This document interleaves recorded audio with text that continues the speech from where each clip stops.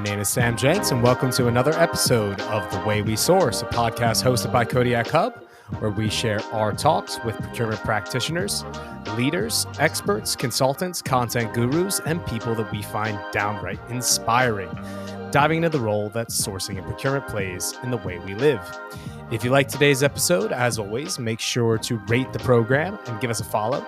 Today, we welcome onto the show a procurement executive with a curriculum vitae that likens a character that Christian Bale would play, to be completely honest. After 6 years in the U.S. Navy, he started his 15-plus career in the space of procurement and supply chain, serving as a business leader at organizations such as Symbiotic, Hart Hanks, State Street, Mass Mutual, and winding up at Nike, the global brand we all love and recognize, where he served as Global Procurement Programs Head, leading a team of 75 plus, and led some initiatives to just do some small things such as triple diverse supplier spend during 18 months. We're super happy to have him joining us today. In the past 10 months, he has, however, decided to branch out as the founder of Tivore, Jason Cipriano. Jason, welcome to the show. Hey, Sam. I'm glad to be here. Happy to talk about this stuff. Looking forward to it. We're looking forward to it as well. When I read up your CV, does it feel like a lifetime filled with a lot of things going on? Because from the outside, it feels like it. Look, there are moments. I mean, I think about all the stuff that I have sourced over the years for these different companies, because it's not like I've been in the same industry for my entire career. I've been all over the place. So Symbiotic, it was called Casepick Systems when I first joined it. It is a robotics company in the 3PL space. So I was mostly on the direct side there. I was buying components to robots and to large automation systems that go into warehouses. And then bounced from there and spent time in financial services, time at Nike and things like that. So it's just, yeah, you talk about it, and there's the consistent theme is just that I like to have fun. I love this work.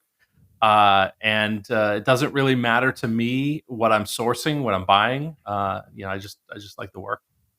You bring up a question that I'd be silly not to ask. What do you think is the main differences you see between kind of that direct material sourcing positions that you've had, contra maybe working in a service-based businesses such as financial services? Yeah, I think so. Where direct has it right, or where they tend to get it right, is there's very strong supplier management. So SRM tends to be really good on the direct side, because those are, if you think about it, like if there's a problem with your supplier, it can shut down your manufacturing line. It prevents product from shipping. So you tend to have a lot of infrastructure in there in terms of tools and resources. You probably have supplier quality management and like a whole infrastructure in there to manage those suppliers. On the indirect side, in my experience, most organizations are pretty immature with how they manage suppliers. I know, and I've built SRM at companies. It's just, it tends to lag behind the direct side. So that's probably one of the most notable differences. The other one that I tell people as well is that on the direct side, when you make deals on the direct side, it's usually like in the margins, like you're fighting over pennies, because you're talking about order quantity. You might be ordering 1 million pieces of something, and it's a penny or a half fraction of a penny that you're negotiating over, and especially if it's commoditized. If it's a commoditized thing, which a lot of things are in the direct space, you can have 8 identical suppliers, and it truly is just like, who's going to give me the penny discount here? And I'm going to probably go with you, because over over the vastness of this order, that's going to save me what I need to. So you tend to be much more sensitive on that. Versus in the indirect side, if you think about like services, for example, like consulting, very difficult to compare, entirely apples to apples, because of course there's different methodologies and approaches. It tends to just be a little more amorphous versus the direct side. Yeah, and it's interesting, right? The direct side being more mature within its build out, so to say, however, has in essence maybe not always the opportunity to be able to deliver the most end value, quote unquote, right? So it's an interesting dichotomy there, whereas of course indirect in that sense can. I'm curious, because obviously you're passionate about the role of procurement. What made you decide to work in the space? I fell into it. So I got out of the Navy in 2008, and I was looking for a job. I didn't know it. None of us did, but it was the start of the recession. So like I had no idea what was happening to the economy. But consequently, like no one was hiring. And so I was sending out my resume. I was trying to do whatever. And ultimately, through my personal network, I got introduced to a company called Casepick Systems, building robots in Boston. It was a startup company. Found my way over there, and they originally hired me to be a project manager. So these large scale implementation, what it basically is, and some of your listeners probably live and die and exist in this space. It's a 3PL shuttle based storage and retrieval system, ASRS, automated storage and retrieval system. So you build these robots, go into a warehouse, they move around the packages and pack them up, and they get loaded on the trucks, and you basically you're automating that piece of the supply chain. And so they needed a project manager. Every time they go into a new warehouse, they need a PM to oversee all the different suppliers that go in, their contractors that are putting this massive thing together. So they hired me for that. I was like, all right, cool. I need a job. I'll take it. I'll do whatever.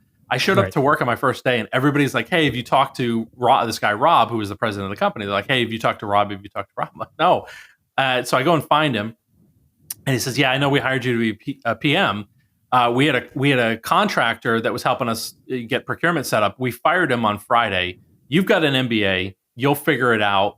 You are now running procurement and supply chain for us. And I was Perfect. like, okay, I will figure it out. And so that was that. And I was off and running. And from there, I was employee. I was employee number 20 at that company. And I was the first full-time procurement supply chain person at the company. And I had to build it up. So I built it from the ground up and establishing supplier relationships, sourcing everything very, very locally because that's all we could do. And then as your quantities go up, as you get some more money and you're buying more complicated things, I started sourcing regionally, then nationally, and then eventually internationally, particularly in low-cost regions to get the cost down again on the direct side. Well, that begs a very interesting question. I mean, as the experience of being able to build from the start is very unique. And then, of course, you were new to the role, right? Forget about the title project manager. Just switch that out with procurement, and there you go, right? Get into play. I'm curious, where do you start when you're standing up a procurement organization? I mean, there's so many things to go after. What's the most important? What's the most vital in your opinion? Yeah, when you're starting up an organization, you tend to be very, very tactical. It's just get the purchase orders out the door so that you can get the parts in, so that your team, your stakeholders can use those parts and build whatever it is that they're trying to build.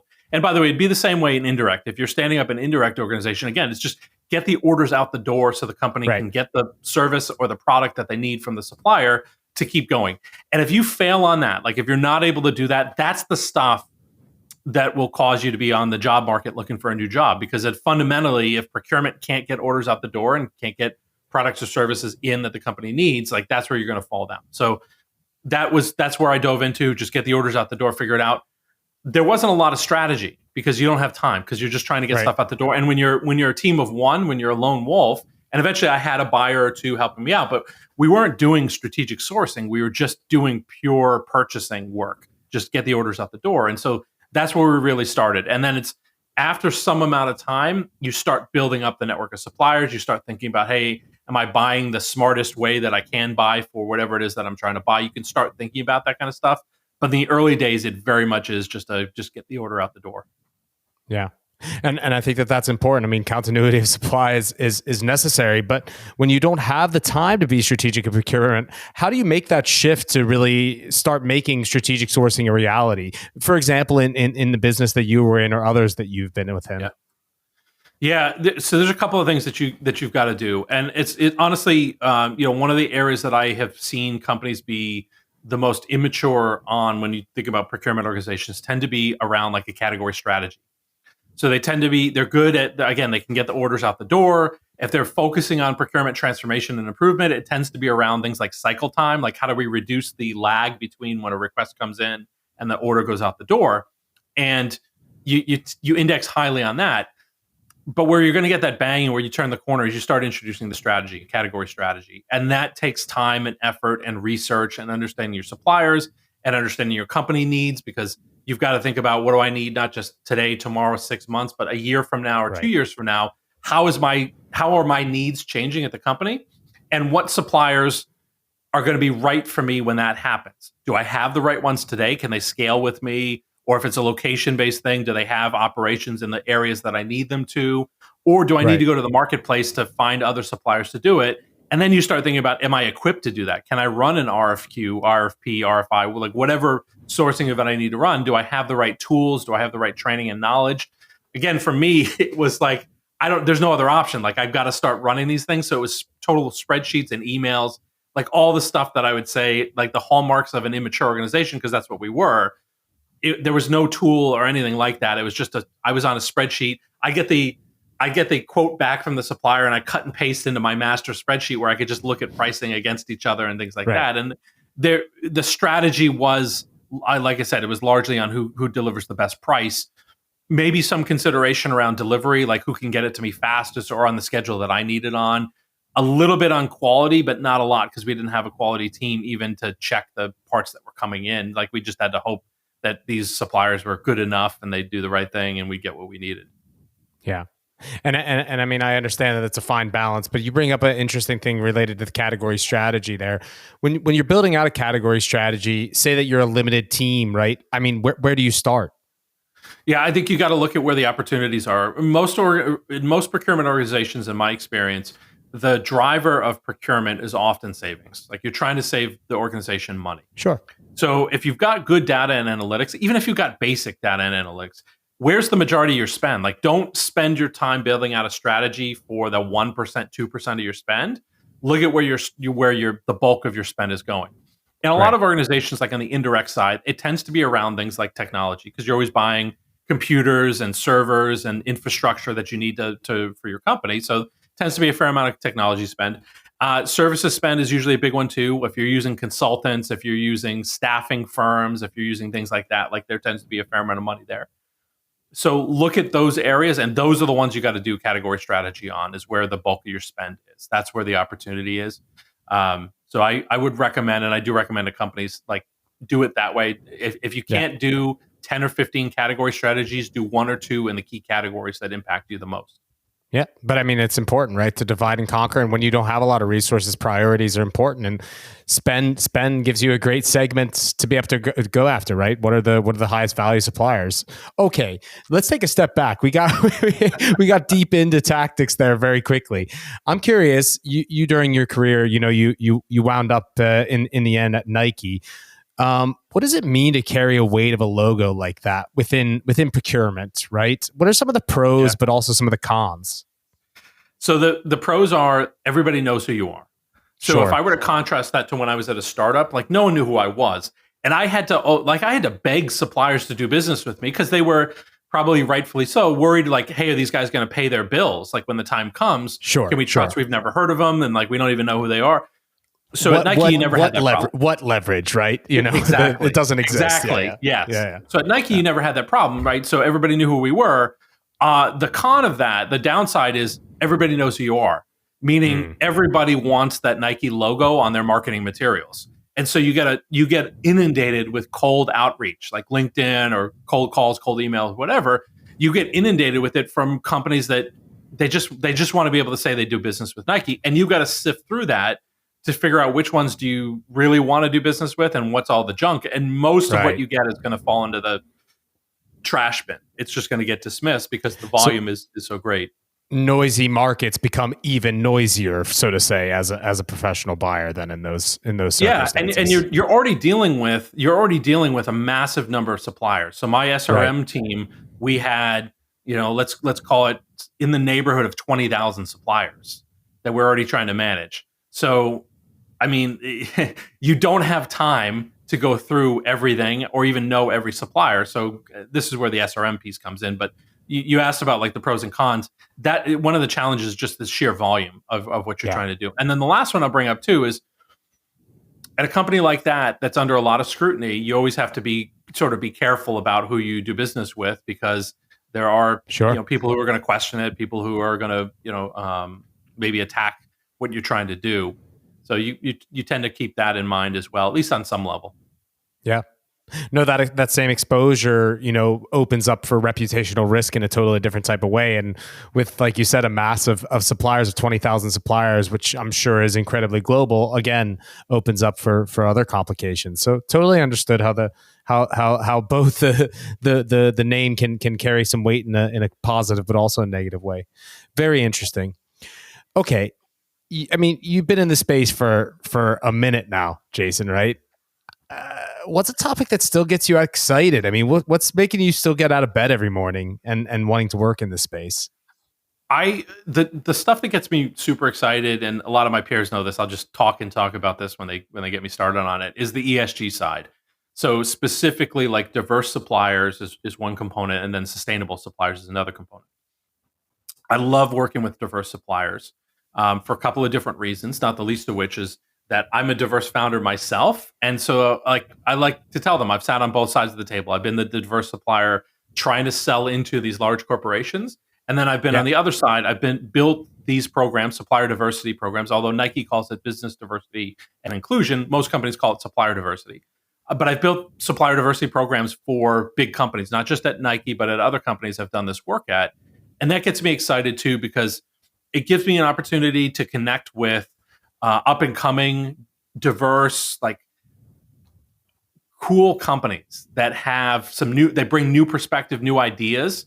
And one of the challenges for a lot of procurement people, hopefully listening to this will say like, yeah, I've definitely dealt with that, is you can get stagnated with the supply base that you have because people get really comfortable at the company. And so you have a supplier that's been around for 5, 10, 15 or more years, and you're not challenging them. And some of these programs like Supplier Diversity give you the opportunity to maybe challenge some of the incumbents and bring in some fresh new ideas and perspective. And so that's the kind of stuff that just gets me pumped up. And fundamentally also, and I talk about this all the time with procurement people and stakeholders too, is these companies are often mislabeled or misunderstood, misclassified as being too small or incapable of doing whatever it is that you need to do. And I always say, if my team is doing their job, we're not going to bring in a supplier that's incapable of doing the work that you need done.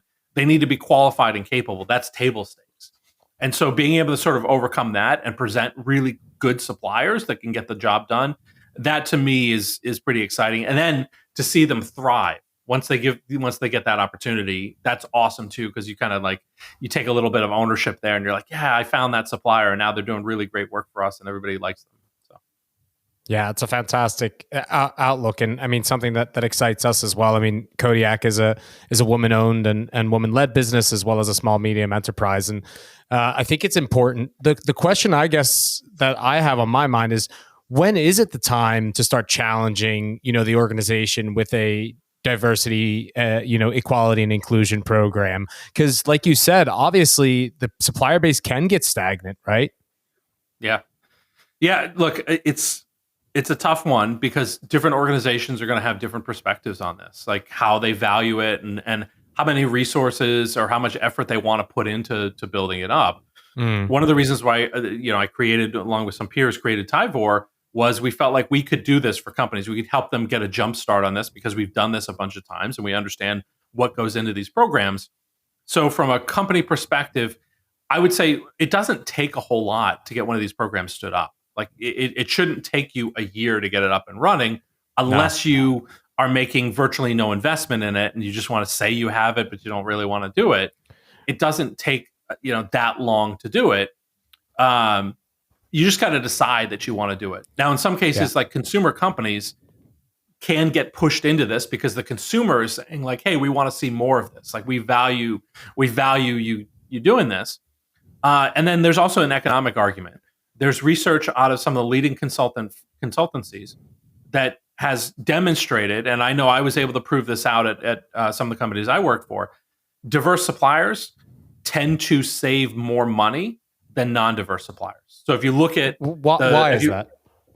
There's a couple of different things, and Kodiak could be a good example of this. As a small and medium-sized business, you tend to have much less overhead versus a much larger and well-established company. So let's just say, for the sake of argument, that you're competing with a company like an Oracle or an SAP or something like that, or even some of the other large players in the space.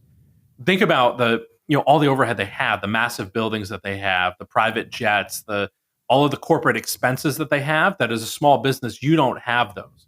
And so when you're operating considerably leaner, it allows you to do that. That's one. Two, in a lot of those companies, in a lot of bigger companies, they have really stringent requirements on the kind of margin that they're looking to make in order to do the deal. And even deals that could be profitable to them that don't deliver the kind of margin that they're trying to deliver. And by the way, this gets even worse for public companies because their margins then become part of what part of their quarterly earnings. They're under a lot of pressure then to jack the price up or to have a higher price because they've got to meet those margin requirements. Smaller companies don't necessarily have those same requirements, and they're more incentivized to get in the door and demonstrate like, hey, I can deliver value for your company. And so they tend to be more competitive. You operate leaner, you have fewer requirements that require you to have these really high prices, and all of a sudden now the dynamic is shifted. Mm. And I think that there's this misconception that like supplier diversity and programs focused around diverse spend and whether that's taking into consideration, equality and inclusion as well as a part of that DEI, like an umbrella, is a tick box exercise related back to an ESG initiative, like you mentioned, right? Yeah. But it's actually an opportunity to be able to find savings, to challenge the traditional supplier base, like you said, and also innovate, right? And I think that that's very interesting because right now it seems as if DEI as a topic is very much focused in North America, related back more so to, the element of equality more so than getting diverse spend for the sake of challenging within the supplier base. I mean, I'm curious, do you think that wave is going to come into Europe and APAC as well? Yeah, it's already happening. So one of the reasons why, you're exactly right. The supplier diversity is more mature in North America. So if you look at the infrastructure to support it. So one of the things that at a large public company that you typically would require in your supplier diversity program, you would require the diverse suppliers to be certified. So you don't just allow a supplier to self-certify because you're always kind of worried about fraud where someone incorporates the business in their mother's name. And even though the mother has nothing to do with it, they try to say, oh, well, we're woman owned and that kind of stuff. To control for that, you have councils. So for women owned, you have WeBank, Women's Business Enterprise National Council. Minority owned would be NMSDC, and NAVOBA for veterans, Disability In for disabled. Like there's NGLCC for LGBTQ. So there's different groups that certify within their particular demographic. Well, those are largely North American groups that I just mentioned. So like the infrastructure in North America is there to go and get certified depending on what classification you fall into. In Europe, less so. So you have We Connect International, which certifies women-owned businesses globally. They're growing, they're strengthening their program, they're certifying more women-owned business. Great, that's good. In Europe, there's MSD UK, which certifies minority-owned businesses in the UK only. There's an effort now to create a minority certification body across Europe. So there's an effort there. And that's going to come online, and that's going to strengthen. Another challenge, by the way, in Europe is the definition of even what constitutes a minority is heavily dependent on the country you're talking about. These are all challenges that I ran into as I expanded our program globally. There's different definitions. And then when you get into APAC, it's even more of like the Wild West of like, how do you get certified? Who do you go to? Who do you talk to? What qualifies you as a diverse supplier? Again, there are some universal definitions. Women-owned tends to be a universal definition, but minority that's where it gets a little hazy, and that's one of the challenges. Right. Europe is coming online next in terms of maturity. They're getting there and they're progressing.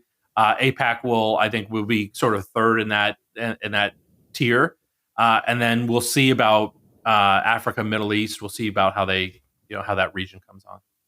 I want to make sure that we double back to this topic because it's an important one for sure. I would love to hear a little bit more though. Following your career as a practitioner, you've now branched out during the last 10 months and co-founded Tivore. Can you give a little bit of a background to our listeners that don't know about you guys? What makes your guys' services unique at Tivore? Yeah, so we have 3 distinct service categories. We say buy better, sell better, and do better. So the buy better is around procurement consulting, helping organizations build supplier diversity programs or sustainability programs, but also helping with core traditional procurement activities like category strategies and strategic sourcing. So we've all got backgrounds in those areas to help out companies and to help accelerate their work there. What makes us different, and one of the things that we always complain, because some of these people I've worked with for years and years, and we always complain about this, is we would work with some of the big consulting firms, and I'm not here to name names or whatever, but we'd work with some of the big, really well-known consulting firms. And the consultants that we worked with were very rarely procurement practitioners. They were almost always career consultants, and they could go from job to job in the consultants. And we were always frustrated because we would talk. They'd come out with a spreadsheet or a PowerPoint, and we would talk about, look, here's why that's going to be a challenge in our particular organization. And you would have a perspective on that if you were a procurement person, because you'd be dealing with these same challenges year over year over year. I'll give you one example of those. It's the notion that procurement seldom, in most organizations, procurement is not the decision maker. Procurement facilitates an RFP, procurement lines up suppliers and does all this the stuff behind the scenes. But ultimately, it's a business owner, stakeholder, budget owner, whoever it is, they're making the final decision. And so if you go to procurement, you're like, well, you just have to do this, and then you'll save all this money. It's like, great, I know this other supplier is cheaper and maybe better and makes more sense. I'm not the one that gets to decide. I can present it, I can argue, I can try to influence my stakeholder, but they have to make that decision ultimately because I don't sign the contract. I'm not, again, every organization is a little bit different, but a lot of them sort of fall into that category. So that's right. In the buy better, that's what makes us different. In the sell better, most sales consulting, sales training, sales support organizations are run by salespeople. So if you look at B2B coaches, B2B sales, consulting and coaching programs, they're all ex-salespeople. Yeah. And they're rehashing like, hey, this worked for me on this account once 10 years ago. You should do this. Just follow, or I have a script, right? Follow my script. Check this box, then this. And if the prospect says this, then it's like a flow chart. Then you're supposed to say that. And all of a sudden, boom, the objection goes away and you're going to close the deal. Well, for a lot of us, like I've spent the better part of the last couple of decades sitting on the other side of the table and being told to. And I've seen the good, the bad, and the ugly, and mostly the bad and the ugly, and learned what works and what doesn't work. I'm the guy that is still in the room after you pitch, after you've done your pitch as part of an RFP and your team has left the room. I'm still in the room, hearing from the stakeholders, taking notes, thinking about who we're going to give this business to. You're out there guessing, like, hey, did that land? Did we say the right thing? What really matters to these to the stakeholders? I know what matters because I'm in the room. So we decided to build a practice area there, really helping companies understand how to sell better by the people that are on the other side of the table. Yeah. And then the do better is the ESG work. The do better is the supplier diversity and the sustainability work, where a lot of companies want to make investments in that, but they don't know where to start. They don't have experience in that space. They're looking to do more, or they have a program and they need it accelerated, need some help. And that's where we can step in and really help upskill or mature their programs, upskill their teams, that kind of thing. We really feel like we can add a lot of value there. Awesome. Buy better, sell better, do better. I want to double click on the sell better part. I'm a sales guy myself, and I'm very interested in what this topic is, right? Because we talk about it a lot, and I joke with my team. We've chose the worst sales job there is, which is selling to professional buyers, right? They're tired of salespeople when it's all said and done. As an expert buyer, you meet a lot of sellers, right? You just said, and it's everything from the good, the bad, and the ugly. What makes a sales pitch great, according to you, Jason? Yeah, I think the key things are that they know us and they understand us. Too many salespeople try to come in and pitch a solution because they're trying to pitch their solution and they're trying to fit it into what works, instead of actually hearing us, listening to us, and saying, I'll tell you, some of the best pitches and some of the best salespeople that I've dealt with have said, hey, I sell, let's say I sell a suite of products. You guys only need these 3 modules. You don't need this whole suite, because I'm listening to you and I'm telling you, you're not going to use that module. This other one, you already have something else that does this. So by the way, I'd love to talk to you when that contract is up, because maybe we can offer you something. That's, in my mind, is a good pitch. The bad pitch is, hey, we sell this suite and it has 5 modules. We want you to buy all 5. Even though you told us very clearly you're only interested in 2 or 3 of them, I'm going to keep pushing 5 because I'm worried. And by the way, this is the procurement in me speaking. Yeah. Because I'm worried about my commission, and I know that I get more of a commission if I sell 5 modules than I do if I sell 3, or maybe even, hey, I haven't met my quota, and this deal could help me get over the hump, and I'm get my manager, my VP off my back. I'm going to meet my quota. So that's, and by the way, seasoned seasoned procurement professionals can see that. Like we can see through that. Like it's been obvious to me when those pitches sort of go in that direction, like what's really going on. What do you think is like the importance of learning how sales sell when you're in procurement? Because obviously you want to be able to see through the BS, as you just mentioned. But is there other aspects that can kind of give you a leg up as a procurement pro to know how sales sells? Yeah, I think I've always recommended my teams listen to some B2B sales podcasts because it'll give you a perspective on how salespeople are being trained to approach you. Or in a lot of cases, if you listen to these podcasts, notwithstanding you, Sam, because of the product that your team is offering, you're a little bit different there, as you've already recognized. But in a lot of cases, they're not selling to procurement. So a lot of these sales podcasts and these sales trainers, they talk about like, here's how you go around procurement. Like that's the strategy is cut out procurement because they're just going to raise objections. They're going to slow the process down. They're going to make you compete. All the things that if you're in sales, you don't want. And so understanding how they may approach it makes us more effective because it helps us. For example, if we expect the salesperson to try to go around us, we will try to immunize the stakeholders that we have. So we'll reach out to them ahead of time. We'll say, hey, by the way, Sam might reach out to you wanting to talk about or wanting to get a demo or a one-on-one with you. If he does, please just redirect him to me and I'll take care of it. So we'll do that behind the scenes to the stakeholder because we're trying to get ahead of you going around us and as we're trying to set up the RFP. So it's stuff like that. It's understanding those tactics that helps us be maybe a little bit more effective. And then it helps us also understand like the mentality that goes behind the selling mentality. I already mentioned one thing, and I've talked to my team about this before. And by the way, it's not solely to be like a jerk or to be totally adversarial about this, but I have said to my team before, like, hey, especially if they're a public company, find out when their fiscal year ends or find out when their fiscal quarter ends. Because that's when the sales team tend to be most incentivized to make a deal. Because if you have a sales rep that hasn't met their quota and they're worried about, what's going to happen to them, you've got options. And if you have that information, press them at the end of a quarter. Yeah. Right. Yeah. No, I hear you. And I mean, it's not a bad tactic to be able to know. Can I ask the B2B podcast that you tip your teams on? Is there any one or two particularly that you could be able to name for our listeners that you would say that's one that I think you could be able to gain value from? Probably the most valuable one, the one that I've listened to the longest and that I like, and it's not because I've also been on there before and kind of talking to the guys there. It's called the Advanced Selling Podcast, ASP. The Advanced Selling Podcast. Awesome. Yeah, and they've been on for 10, 15 years. They've been around for a long time.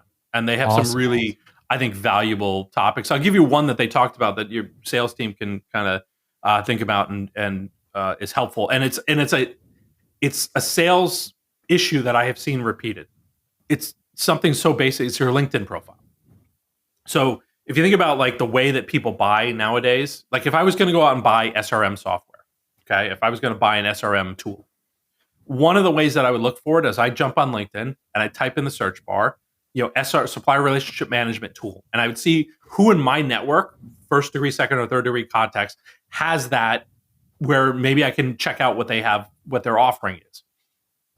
And especially if they're connected to other procurement people, I can maybe get a reference, call up my buddy at this other company and say like, hey, do you know Sam? Have you used his stuff? Are they good? What do you think?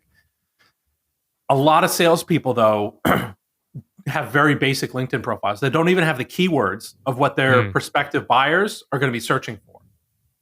So if I were to do this exercise with your team, Sam, like I would type in some of those keywords, but don't do it as you. You got to do it as a buyer. So log out of the system and see, do your guys even come up, or does your competitor come up? Because that's really what you don't want. Because if your competitor is coming up because they have SRM as a keyword in their profile and your guys don't, they're more likely to get the call from me saying like, hey, tell us more about what you do.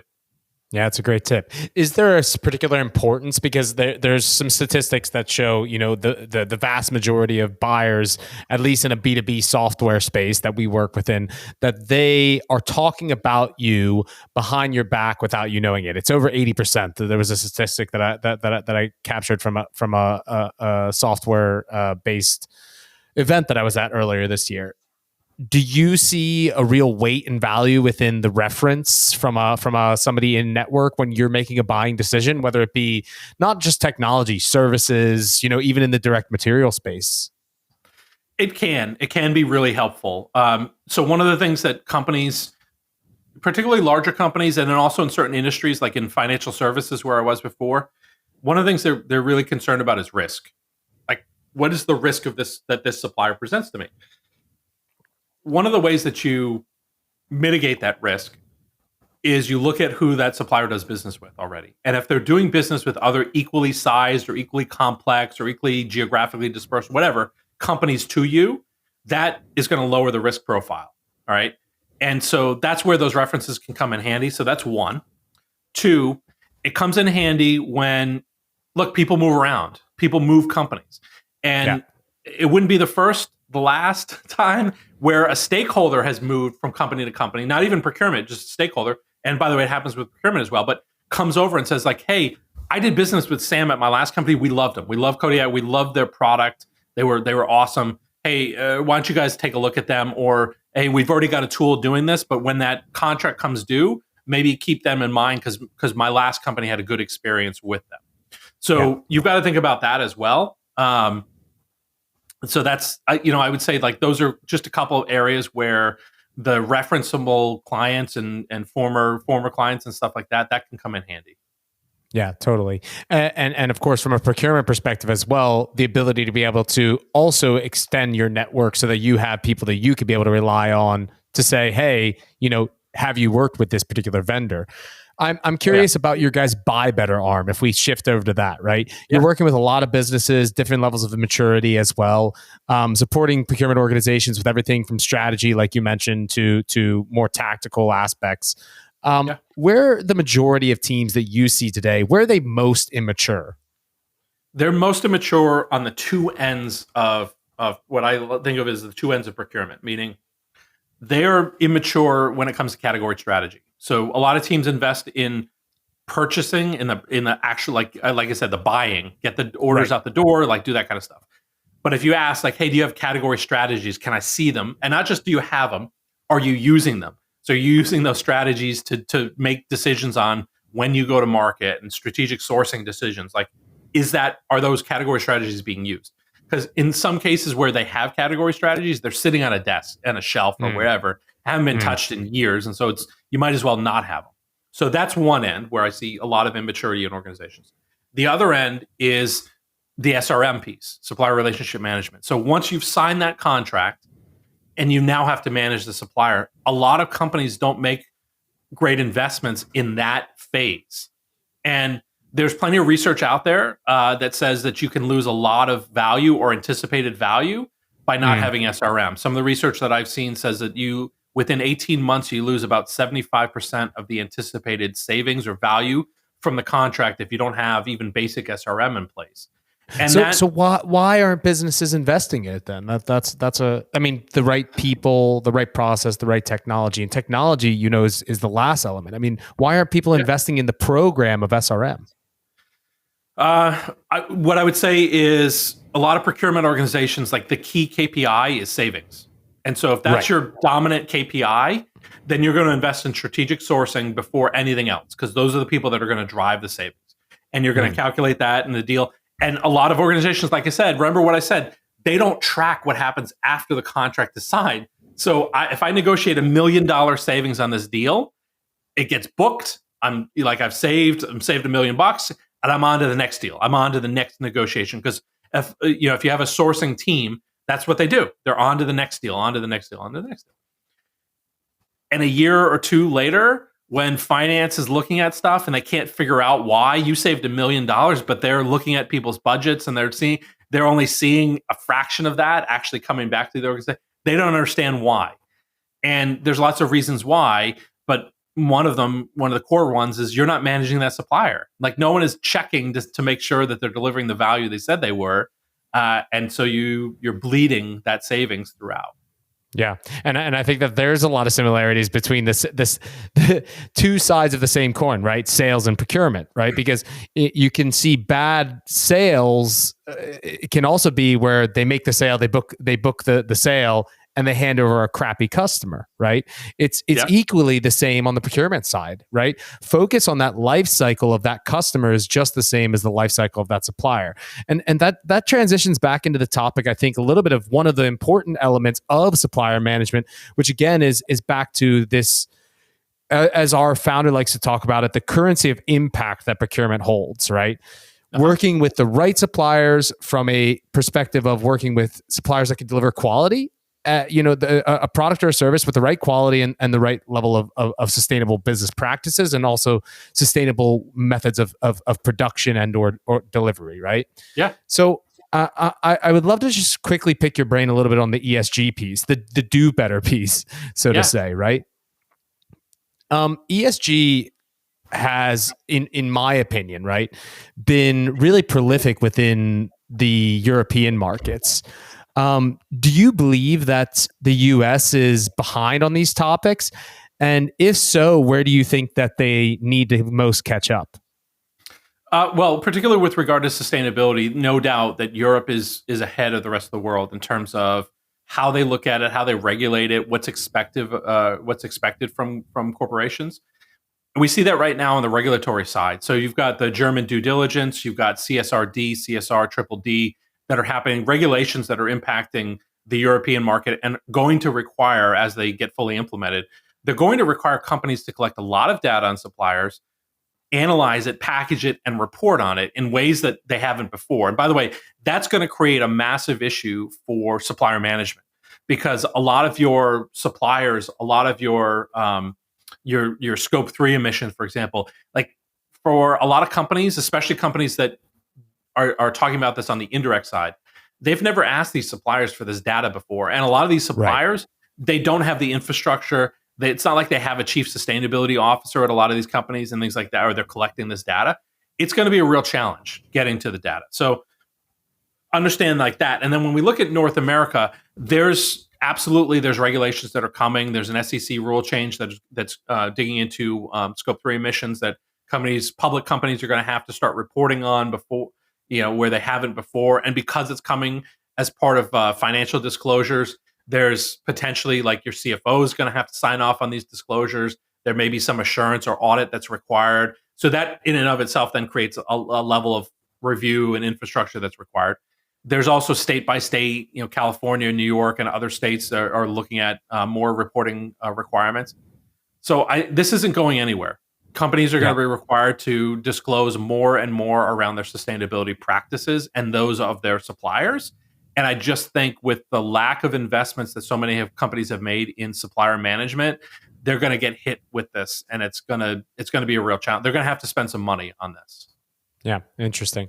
Do you believe that the responsibility of making an impact legitimately in the sustainable practices of businesses, but also the real output in their methods of production, for example, in direct materials or services on the indirect side, do you believe that responsibility should sit with procurement? And if so, do you think that procurement's equipped with the right kind of people, processes, and technology to do it? Yeah, I'm glad you asked that as two questions, because it really is. I believe that it can sit with procurement, but it has to be resourced. It can't just be you throw it over at procurement and you find people who are already overworked and underwater in their regular work, and then saying to them, oh, by the way, you're now responsible for collecting all kinds of sustainability data. Right. Make sure you format it, make sure you get it in, because we got to report on it quarterly. Deliver savings, make a resilient supply chain, and by the way, also let's make sure that we also can map our scope 3 all the way back to tier N. Right? It's an unreasonable ask, but what would be then resourcing a procurement team in the correct way? Like, what would equip a procurement team to be ready for some of the regulations that you think are coming, but also just to make an impact within an ESG context? So there's some basic things that organizations can do right now, and if I'm working with an organization, what I would say is, start building this muscle, meaning like start developing it now. You can add questions about sustainability into your RFPs, for example, and start gathering that data. But you need a tool, right? So you need somewhere to collect that data, or it's just going to sit in an Excel spreadsheet or someone's email, which is you don't want. So I would say start building the muscle, educate your team, start looking at the marketplace for what tools are out there. There's varying degrees of maturity in the tools that are out there. It's possible that your procurement suite, whoever you're getting it from, is already building out some of those tools. It's also possible that there are tools that are being built out there, or being, bespoke tools, or standalone tools that are out there as well. So you got to start looking at those. You got to start thinking about budgeting for those. And as anyone who's been a part of this kind of work knows, there's also integration work and implementation that has to happen. So it's not as simple as just like, hey, we bought a tool, we flip the switch, tomorrow it's available, and we're good to go. Right. So you've got to really think about this from a timeline perspective, and you've got to start conditioning your suppliers, because if you just spring this on suppliers, especially some of the smaller ones, and say, hey, by the way, next week I'm going to need a report on this, a lot of them are going to throw up their hands and say, I can't do that. I have no idea what you're asking. Like they're just going to fail. Right. And you don't want to set them up to fail. No, and it's interesting what you say, right? The process and the technology, those are elements of it, right? But it's really building the muscle. Again, it's the culture of making an impact, but both internally as well as externally. But just as you say, right? It's equally as important. Yeah. Listen, Jason, we could talk all day. The time is running out of our fingers here. I would love to shift over to, as we typically do, a quick fire round to get to know you a little bit better as a person, rather than all the great insights that you've shared with us today from a perspective of how you buy better, sell better, and do better with you and your team at Tivore. If you're, of course, looking for services, I think that you've given a good glimpse of what it is that you could be able to provide to our listeners out there. So let's transition to a little quick fire round. One word or one sentence answers to very simple questions. Sound like a plan? All right, let's do it. All right. In Swedish, we have a term called paradrätt. It means kind of the dish that you would make for somebody if they're coming over for dinner, that you would impress them with. If I'm coming over for dinner, what would be your paradrätt? My go-to is probably chicken parmesan. All right. And I would definitely enjoy that. Maybe with a glass of red wine, but sounds like a plan. All right. All expenses paid trip. Tomorrow, you're heading away. You can bring your family if you'd like. Where are you going? Ooh, that's a tough one. I really want to get the family over to the UK. So I think it's probably the UK. Very nice. If you weren't going to work in the space of procurement, what could you see yourself working with? If I wasn't in procurement, maybe I would have stayed in the military, and I'd actually already be retirement eligible. So I could retire, had I stayed in the military.